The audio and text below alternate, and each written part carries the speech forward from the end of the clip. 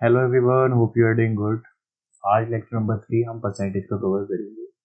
इसमें the first topic is product constancy. Product constancy में क्या होता है कि एक एक फैक्टर को इम्पैक्ट करने पर, एक फैक्टर को डिक्रीज या इंक्रीज करने पर सेकेंड फैक्टर पे क्या फर्क पड़ रहा है। लेट्स सपोज अगर आप 100 किलोमीटर पर आवर की स्पीड से जा रहे हैं और आपको 1 घंटा लग रहा है, 1 आवर आपको लग रहा है, एंड यहाँ पर स्पीड आपने 150 किलोमीटर पर आवर कर दी है, तो आपको टाइम ऑब्वियसली 1 से कम लगेगा। 1 से टाइम कम लगेगा, यहाँ स्पीड आपने कम बढ़ा दी है।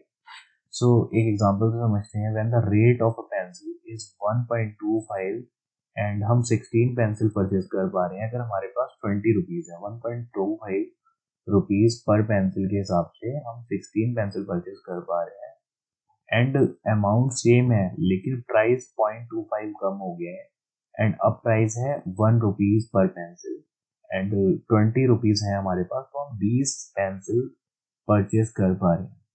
तो प्रोडक्ट यहाँ पर रेट डिफरेंट है, पहले 1.25 है, अगेन 1 हो गया है, बट जो उसका नंबर ऑफ पेंसिल्स हैं, उसका नंबर ऑफ पेंसिल्स डिफरेंट है दोनों केस में। जब 1.25 रेट है, 20 रुपए में हम 16 पेंसिल परचेज कर पा रहे हैं। रेट अब 1 है, 20 रुपए सेम है हमारे पास, और हम पेंसिल कितनी परचेज कर पा रहे हैं, 20। तो product 20 is constant both the cases, and both the cases thus it is clear that if we reduce the price of the pencil 0.5, अगर हम और रिड्यूस कर देते हैं तो हम 40 पेंसिल परचेज कर पा रहे हैं। मीन्स एक पर इम्पैक्ट करने पर दूसरे पर क्या इम्पैक्ट आ रहा है। जैसे स्पीड एंड टाइम का हमने देखा, ऐसे ही रेट, टाइम, कॉस्ट का है। Efficiency into time is equal to work, length into breadth is equal to area. ऐसे ही हम क्वेश्चन में इनको देखेंगे। प्रोडक्ट कॉन्स्टेंसी कंडीशन क्या क्या होती है। When one factor of a product is increased bye p%, then the other factor will be decreased by p upon 100 plus p into 100%। एक अगर इंक्रीज हो रहा है p% से, तो दूसरा फैक्टर, अदर फैक्टर डिक्रीज होगा इस परसेंटेज के हिसाब से। अगर फ्रैक्शन की फॉर्म में अगर यही चीज बोलूं कि अगर एक फैक्टर इंक्रीज हो रहा है n/d की फॉर्म में, फ्रैक्शन में, तो दूसरा फैक्टर जो डिक्रीज हो रहा है वो होगा n/d प्लस n की फॉर्म। इसका जस्ट उल्टा अगर हम करते हैं, इसका जस्ट रिवर्स, कि अगर एक फैक्टर डिक्रीज हो रहा है बाई p% से, then the other factor will be increased p upon 100 minus p into 100%। And fraction form में अगर हम देखते हैं तो when one factor of a product is decreased by n upon d form इसमें, तो दूसरा फैक्टर इंक्रीज होगा n upon d minus n। इसके एग्जांपल से समझते हैं। If the price of a commodity be increased by 20%, then by how much percent a householder reduces consumption of the same commodity so that his expenditure does not increase। यहाँ expenditure constant है, price commodity का 20% बढ़ा दिया है। Let's suppose अगर 1 rupees price है, तो 20% इसका बढ़ाने का मतलब हो गया अब वो 1.2 रुपीज की है, लेकिन कमोडिटी सेम है। 1 रुपए में जो चीज मिल रही थी अब वो 1.2 में मिल रही है, 20% इंक्रीज कर दिया। तो कितना उसका कंजप्शन रिड्यूस करे कि सेम कमोडिटी के लिए वो कितना अपना कंजप्शन कम करेगा कि एक्सपेंडिचर सेम रहे, कांस्टेंट रहे, उतना ही रहे। तो हमने यहाँ पर पढ़ा था कि rate into quantity is equal to expenditure या प्राइस। वही यहाँ पर अप्लाई कर देते हैं कि rate into consumption is equal to expenditure. Rate यहाँ पर पहले 1 है इनिशियल में, एंड कंजप्शन हम 1 कर रहे हैं, और ये हो गया आपका एक्सपेंडिचर, कितना कर रहे हैं, 1। अब आफ्टर क्या हो गया है, 20% इंक्रीज हो गया है, तो कितना हो गया है, 1.2। एंड हम कंजप्शन अब कितना कर रहे हैं, 1.25 में, ऑब्वियसली 1 से तो कम ही कर रहे होंगे, यहाँ प्राइस बढ़ गए हैं। तो x अगर हम लेट सपोज कंजप्शन कर रहे हैं, तो क्या एक्सपेंडिचर हो जाएगा, क्या एक्सपेंडिचर हो जाएगा, एक्सपेंडिचर सेम है लेकिन कंजप्शन हमने कम कर दिया, तो वो कंजप्शन निकालने के लिए 1 ये 1.2 इंटू में है, अपॉन में जाएगा, ये हमारा आ गया कंजप्शन, ये आ गया हमारा कंजप्शन 1/1.2, ये आ गया 0.833। और पहले कितना कर रहे थे हम, पहले 1 कर रहे थे, और अब कितना कर रहे हैं, जब 1.2 हो गए हैं, 1.2 हो गया तो हम कितना कर रहे हैं 0.833, लेकिन ये कम है और हमें डिक्रीज इन कंजप्शन निकालना है, how much percent house holder reduce his consumption, तो 1 पहले था, अब कितना हो गया 0.833, डिक्रीज कंजप्शन निकालने के माइनस कर देंगे 1 में से, पहले कितना था और अब कितना है माइनस कर देंगे, ये आंसर। एक अल्टरनेट मेथड हम पढ़ा था हमने, अल्टरनेट मेथड देखते हैं, तो इसमें क्या था कि वही n/d वाला अगर फ्रैक्शन में दिए हैं, तो अगर इंक्रीज हो रहा है, ये वाला मैं बता रहा हूँ, इंक्रीज हो रहा है बाई n/d स्क्वायर, तो अदर फैक्टर डिक्रीज होता है n/d+n से, यही वाला हम अप्लाई करके सिंपली कर सकते हैं। यहाँ पे n/d से अगर इंक्रीज हो रहा है तो दूसरा फैक्टर डिक्रीज कैसे होता है, n/d+n, यहाँ n क्या है 1 एंड d क्या है 5, और इसमें रखते हैं फिर वैल्यू, n क्या है 1, d क्या है 5 एंड 1, ये हो गया 1/6, माइनस का से डिक्रीज हो रहा है, एंड 1/6 को हम क्या लिख सकते हैं, वो टेबल जो बताई थी उसमें हमने देखा था 16.66%। ऐसे ही अगर 1.20% से अगर हम देखते हैं तो इस तरीके से हम कर सकते हैं इस फॉर्मूले की फ्रैक्शन वाले। अब हमें नेक्स्ट टॉपिक है, एक कॉन्सेप्ट समझना है, अगर क्वेश्चन में आता है कि y और 2 ये दो टर्म आते हैं तो इसका क्या मतलब है, like there is a clear difference between y and 2। For example अगर वो बोलता है कि इनकम इज रिड्यूस्ड बाय 40%, इसका मतलब ये है कि 40% से इनकम रिड्यूस की है, यानी पहले 100 थी लेट सपोज और 40% से रिड्यूस की है तो अभी 60 बची है, the new income is 60% original income की, एंड इनकम जब बाय होगा तब ये है, बाय होगा तब उसका मतलब ये है, ठीक है, कि अगर बाय लिखा है कि इनकम इज रिड्यूस बाय 40%, 40% से इनकम कम हो रही है, एंड जब होगा रिड्यूस टू 40% मीन्स 40% हो चुकी है, the new income is 40% of the original. By represent करता है डिफरेंस को एंड टू रिप्रेजेंट करता है final value. The income of Sarika is increased by 20%, यानी पहले 100 थी तो अब 120 हो गई है, means it's new income is 120% of the original income. The income of Sarika increased to 120%, means the new income of Sarika is 120% of the original income. एक question के थ्रू समझते हैं कि in an election between two candidates, the candidate who got 57% valid votes वो election जीत जाता है 420 vote से। Find करना है हमें total number of valid votes. तो यहाँ पर क्वेश्चन में कुछ ऐसा दे रखा है कि एक कैंडिडेट है, लेट्स सपोज यहाँ पर एक कैंडिडेट फर्स्ट, सेकंड कैंडिडेट यहाँ ले लेते हैं, ये विनर है, ये लूजर है, तो जो द कैंडिडेट हु गॉट 57%, ये 57% इसको मिले हैं, ये जीता है 1 क्योंकि valid votes 1 by a majority of 420 votes, ये 57% वोट मिले हैं, तो इसको कितने मिले होंगे, ऑब्वियसली आप कहेंगे 100 माइनस 57 जो कि आएगा आपका 43%, एंड इसने बोला है कि 420 वोट से जीता है, ये 420 वोट से जीता है यानी 420 वोट आगे है, दैट मीन्स कि 420 वोट से आगे है मीन्स 43 से ऊपर जितनी परसेंटेज है वो इसके इक्वल है, मीन्स ये जो परसेंटेज का डिफरेंस है वो 420 के इक्वल है, तभी ना वो 420 वोट से, तभी तो वो 420 वोट से आगे है। मीन्स अगर उसको वोट 43% मिले हैं, 43 पर दोनों के बराबर वोट्स हैं एंड वो 420 वोट से आगे हैं, तो मीन्स इनके बीच का डिफरेंस यानी 57 माइनस 43 जो आएगा वो आएगा आपका 14%, और 14% किसके बराबर है, 420 वोल्ट के बराबर है। तो ये आ गया आपका 1% कितना हो गया, 30।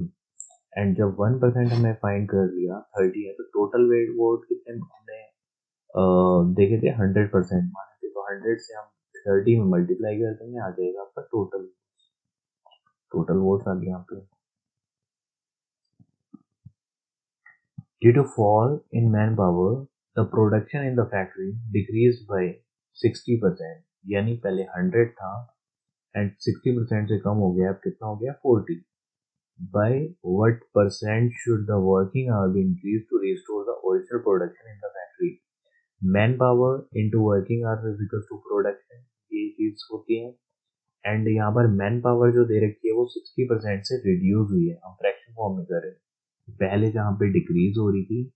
एंड अगर थोड़ा सा मैं दिखाऊंगा आपको पीछे,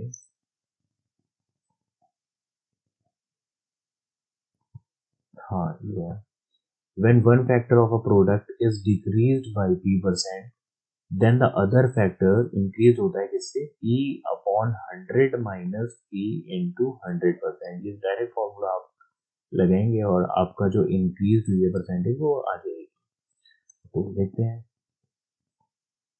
मैन पावर 60% से कम हुई है तो निगेटिव साइन के साथ ले लिया है। 60% को हम फ्रैक्शन में क्या लिखते हैं, 3/5, 3/5 इससे कम हुई है। तो अब नेक्स्ट क्या था कि डिक्रीज हुई है, और इंक्रीज वाला क्या हो जाएगा, n/d - n। n क्या है यहाँ पर 3 एंड d है 5, वैल्यू रखेंगे इसमें और आप निकाल लेंगे। जो वैल्यू आप रखेंगे n/d - n में, तो वो क्या आएगा, 3/d कितना है 5 एंड n कितना है 2, n कितना है 3, तो 3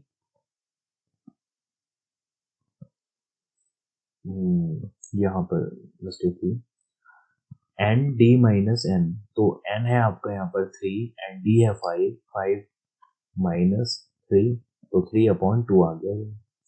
हेंस अब 3/2 को क्या लिखते हैं, 150%। 150% working hours will be increased. New working hours will be 2.5 times of the original time. Difference between decreased value and decrease in value, इसमें भी हमें डिफरेंस देखना है। अगर क्वेश्चन में पूछ आ जाता है कि डिक्रीज इन वैल्यू और डिक्रीज्ड वैल्यू, तो हम कैसे आइडेंटिफाई कर पाएंगे कि क्या है। जैसे इनिशियल वैल्यू अगर 70 है और फाइनल वैल्यू आपकी 90 है, इट मीन्स इंक्रीज्ड वैल्यू कितनी हुई है आपकी, इंक्रीज्ड वैल्यू कौन सी है, 90, जो इंक्रीज हो चुकी है। एंड इंक्रीज इन वैल्यू कितनी है, 20, 70 थी 70 थी, 70 से 90 हो गई है, तो इंक्रीज इन वैल्यू हो गई आपकी 20। एंड परसेंटेज इंक्रीज अगर वो पूछता है तो इनका डिफरेंस अपॉन जितने से इंक्रीज हुई है इनिशियल वाली 70 into 100 कर देंगे, आपको परसेंटेज फाइंड कर सकते हैं। And if there is increase of x/y in any value p, then हम क्या करते हैं, इसका फॉर्मूला होता है p 1 + x/y, ये आपकी इंक्रीज्ड वैल्यू हो जाएगी, इंक्रीज्ड वैल्यू हो जाएगी। And if there is a decrease होता है x/y से एंड वैल्यू p में, तो डिक्रीज्ड वैल्यू क्या हो जाएगी, p 1 - x/y। क्वेश्चन तो देखते हैं। Nishit is now 20 years old. Some years later, his age will increase by 50% of himself. What will be the new age at that time? तो same वही यही फॉर्मूला, p1 + x/y, क्यों, क्योंकि इसमें एक वैल्यू इंक्रीज हो रही है x/y, तो दूसरे पे क्या इम्पैक्ट पड़ रहा है, दूसरी पे कैसे इम्पैक्ट पड़ रहा है क्वेश्चन। तो निशीत की 20 ईयर्स अभी करंट में एज है, कुछ सालों के बाद हिज एज इंक्रीज हो जा रही है 50% से, तो ये ई कितना हो गया, जो करंट है 20 एंड एक्स आपका कितना हो गया, 50 को हम क्या लिख सकते हैं, 50% को हम लिख सकते हैं 1/2, और हमारे पास सब कुछ गिवन है, इस फॉर्मूले में वैल्यू रखेंगे 20, 1 + 1/2 इसको सॉल्व करेंगे आ जाएगा आपका 38। ये आपकी इंक्रीज वैल्यू आ गई। Simple. The average salary of Purushottam in Infosys is 20% less than what जो उसकी Microsoft में थी, that was in Microsoft. If the salary of Purushottam in Microsoft दे रखी है $80,000 per month, then what is the salary of Purushottam in Infosys? ये 20% को सबसे पहले फ्रैक्शन में चेंज करेंगे। 20% को हम लिख सकते हैं 20/100 1/5 परसेंटेज साइन हटाया 100 से डिवाइड किया, ये हो गया 1.5। ये आपको हो गया x/y। अब डिक्रीज्ड वैल्यू फाइंड करते हैं। क्यों? क्योंकि एवरेज सैलरी पुरुषोत्तम की इन्फोसिस में 20% लेस है जो माइक्रोसॉफ्ट में थी। एंड पुरुषोत्तम की माइक्रोसॉफ्ट की सैलरी गिवन है हमें, यानी पी गिवन है, और हमें उसकी जो पुरुषोत्तम की इन्फोसिस वाली डिक्रीज वाली सैलरी है वो फाइंड करनी है। तो वो सेकेंड कंडीशन जो फॉर्मूले की बताई थी और ये वाला बताया था कि इससे आप डिक्रीज वैल्यू फाइंड कर सकते हैं। पी आपको गिवन है 80,000 एंड 1 अप माइनस x/y क्या हो गया 1/5। अप्लाई करेंगे और फाइंड करेंगे। Problem based on population next topic. And अगर ओरिजिनल पॉपुलेशन किसी लोकेलिटी की पी है and annual growth rate r% है तो पॉपुलेशन आफ्टर n ईयर्स कितनी होगी ऐसा पूछेगा वो। तो आप इस फॉर्मूले के थ्रू करेंगे p1 + r/100 to the power n। Change और increase in the population p1 + r/100 to the power n - 1।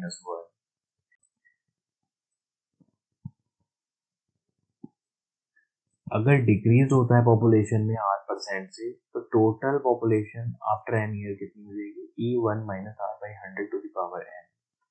और डिक्रीज इन पॉपुलेशन तो वो हो जाएगी आपकी p1 - 1 - r/100 to the power n। ये डिक्रीज इन पॉपुलेशन है, ये टोटल पॉपुलेशन है after n year. If the annual increase in the population be 20% and the present population दे रखी है 10,000 और आपको फाइंड करनी है 3 इयर्स के बाद पॉपुलेशन क्या हो जाएगी, तो n इयर्स के बाद पॉपुलेशन वाला फॉर्मूला आप अप्लाई करेंगे। Population after n year p1 + r/100 to the power n। इसको अप्लाई करेंगे। p यहाँ पर कितना है 10,000, 1 + r कितना है यहाँ पर r है 20। ये दे रखा है कि क्या एनुअल इंक्रीज है अपॉन 100 और कितने ईयर के लिए 3 ईयर के लिए। अप्लाई किया, सॉल्व किया फॉर्मूला में एंड आंसर आ गया। नेक्स्ट एक क्वेश्चन है कि the population of a town in the first year increase हो रही है 10% से, नेक्स्ट ईयर डिक्रीज हो रही है 10% से, then again next year increase हो रही है 10% से, फोर्थ ईयर में डिक्रीज हो रही है 10% से। मीन्स फर्स्ट ईयर में इंक्रीज, सेकेंड में डिक्रीज, फिर इंक्रीज, फिर डिक्रीज। तो सेम यही फॉर्मूला अप्लाई करेंगे एंड जहाँ इंक्रीज हो रही है उसमें प्लस, जहाँ डिक्रीज हो रही है वहाँ निगेटिव साइन के साथ। एंड P कितना है, P है आपका पॉपुलेशन 20,000। P 1 + फर्स्ट ईयर में इंक्रीज हो रही है तो प्लस ही है 1 + 10/100, सेकेंड ईयर में डिक्रीज है, थर्ड ईयर में इंक्रीज, फोर्थ ईयर में डिक्रीज। फॉर्मूले में put P value and 10/100 0.1 0.1 and 1 1.1 ऐसे ही सारे सॉल्व किए एंड देन मल्टीप्लाई किया और आपका आ गया पॉपुलेशन 4 इयर्स के बाद क्या हो, then the population after 4 year क्या हो रहेगी। So if you like the video, please like, share and subscribe. Thanks for watching this lecture. Bye bye.